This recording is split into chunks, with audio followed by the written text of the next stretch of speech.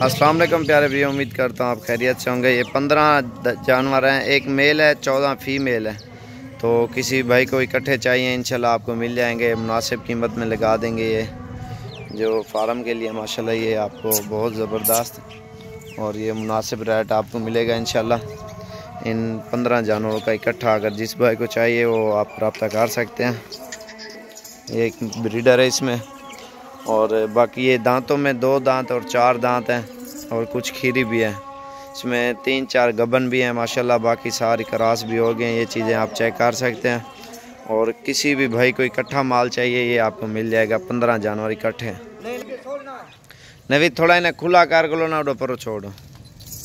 15 जानवर इकट्ठे अगर कोई भी भाई ख़रीदना चाहते हैं इंशाल्लाह आपको मिल जाएंगे जायज़ रेट में। चल यार उठा मान परो खोल ले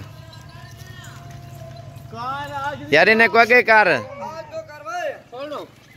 एक मिनट चलो इडे इडे इडे खिंडा है ना। चलो ये 15 जानवर है माशाल्लाह और मुनासिब कीमत में आपको मिलेंगे। इकट्ठा माल है माशाल्लाह, बहुत ज़बरदस्त है और सारे राजनपुरी हैं। आपको ये मुनासिब कीमत में लगा देंगे। एक ब्रीडर भी साथ है इनके।